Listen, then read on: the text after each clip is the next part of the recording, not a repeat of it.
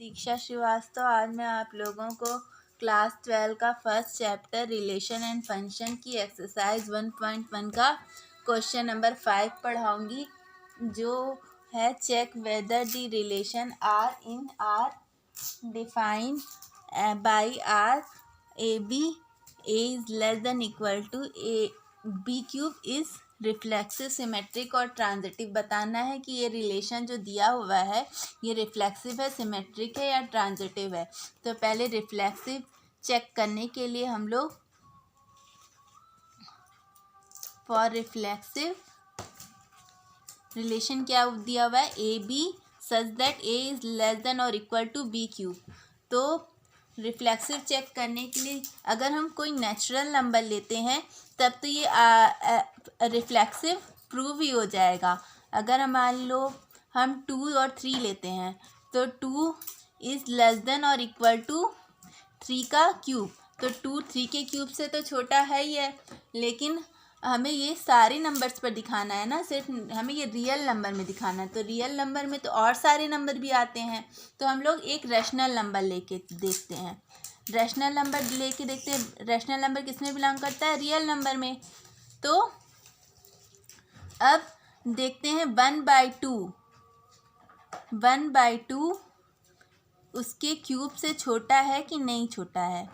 तो 1/2 के क्यूब से बड़ा है ना कि छोटा है। 1/2 का क्यूब क्या होगा, 1/8, और 1/8 1/2 से छोटा है, यानी 1/2, 1/2 does not belongs to R. This implies R is not reflexive.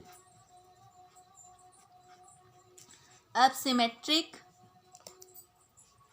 For symmetric कोई दो नंबर ले लेते हैं 1 और 2 जो R में बिलोंग कर रहे हैं।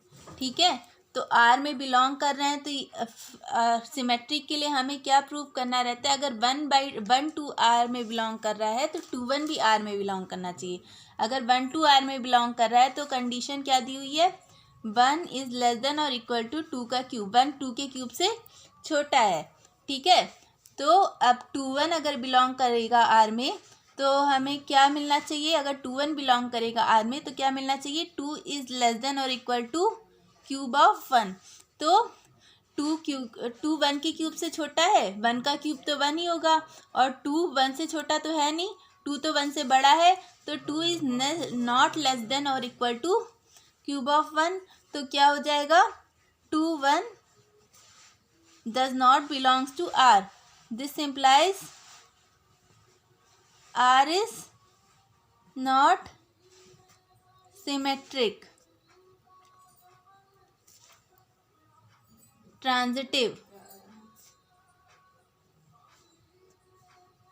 अब ट्रांजिटिव के लिए हम लोगों को क्या दिखाना रहता है कि अगर ए बी बिलोंग कर रहा है आर में, बी सी बिलोंग कर रहा है आर में, तो ए सी भी बिलोंग करना चाहिए आर में। तो उसके लिए हम लोग कोई 3 नंबर ले लेते हैं, ए बी सी। ठीक है, तो ए हम लोग 10 ले लेते हैं, बी मान लो 3 ले लिया और सी 2 ले लिया। तो अगर ए बी बिलोंग कर रहा है आर में, अगर ए बी बिलोंग कर रहा है आर में तो क्या हो जाएगा, ए क्या है हमारा 10 और बी क्या है 3। 10 इज लेस देन और इक्वल टू 3 का क्यूब। तो 10 3 के क्यूब से छोटा है। ठीक है, 3 का क्यूब कितना होता है 27। तो 27 तो 10 से बड़ा ही है, यानी 10 27 से छोटा है, यानी ए बी बिलोंग कर गया आर में। अब B C belongs to R, अगर B C belongs to R तो क्या हो जाएगा, 3 इज लेस देन और इक्वल टू 2 क्यूब। तो 3 2 के क्यूब से छोटा है, 2 का क्यूब क्या होगा 8। तो 3 2 के क्यूब से छोटा है। अब हमें क्या दिखाना है, अगर ये दोनों बिलोंग कर रहा है आर में तो ए सी भी बिलोंग करना चाहिए आर में। तो ए सी बिलोंग करने के लिए आर में क्या होना चाहिए, 10 इज लेस देन और इक्वल टू 2 क्यूब। तो क्या 10 2 के क्यूब से छोटा है, 2 का क्यूब होगा 8। तो 8 तो 10 से छोटा हुआ ना, अरे हाँ 8 तो 10 से छोटा हुआ ना कि 10 8 से छोटा हुआ। तो 10 इज नॉट लेस देन और इक्वल टू 2 क्यूब। तो क्या हो जाएगा, this implies AC does not belongs to R. This implies R is not transitive. तो ये रिलेशन ना तो रिफ्लेक्सिव है, ना ही सिमेट्रिक है, और ना ही ट्रांजिटिव है। तो अगर आप लोगों को मेरा वीडियो पसंद आता है तो प्लीज़ ज़रूर से ज़रूर लाइक और शेयर करें, और अगर आप लोग पहली बार देख रहे हैं तो सब्सक्राइब करें।